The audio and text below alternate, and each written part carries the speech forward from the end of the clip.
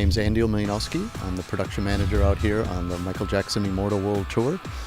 We've been traveling this version of the show for approximately 2.5 years now, going into show 441 or so this evening. Been over 120 cities, 30 plus countries on this thing, so we keep it moving. We're at the PNC Arena here in Raleigh, North Carolina tonight. Can you talk a little about how this whole show came about and how you worked with the Michael Jackson estate? Yeah, well, there's a lot of different elements of how a Cirque show comes about. There's a big creation side of it, which is when they're developing the show, which I was involved in. That's a whole different team that's up in Montreal that takes care of all the creation side of it with the estate. Then we go into the production side of it, where we start putting it all together, start rehearsing it. I started involving myself in that back in August of 2011. We're in rehearsals for approximately 2 months up in Montreal, Quebec City, and Ottawa, Canada. And that's where we got this whole monster moving.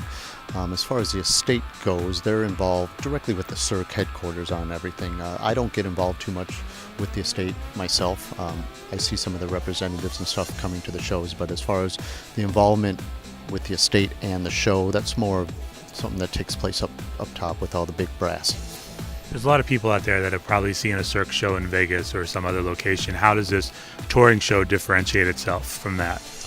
Well, the biggest difference is the size of the show. We travel in 30 semi-tractor trailers worth of equipment. We have about 170 personnel out here traveling with us with the truck drivers. So based on that, the resident shows are sitting for a long time. We move this show. We're in 2 cities a week. So we'll do 2 shows in each city and then move it into the next city, do 2 shows again, have a couple days off, and then move it along.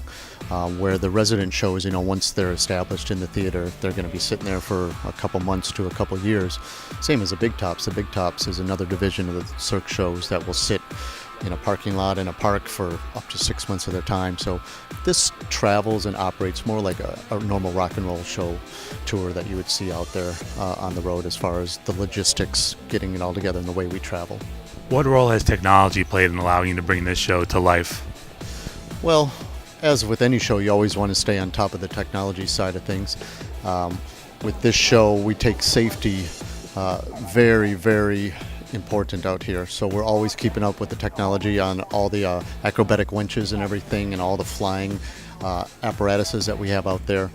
Stage technology is the winch builder with all the big toe winches we use on this show, and we just had them out in Worcester, Massachusetts to do a whole refurb on all the winches. They recertified everything.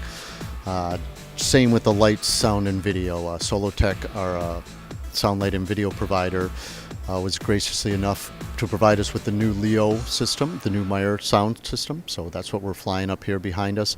The VLs and all the Vari-Lights that we use up here are always updated with the new and upcoming LEDs. Video, what you see behind us is called a product called Pix 2.0, which was recently just purchased from Solotech. It's a very lightweight video screen that actually rolls up into carts, so the setup and teardown of it is very quick and efficient, which helps this show. With us moving around in 30 trucks of equipment, you can imagine that we need to get in and out of these buildings safely and efficiently.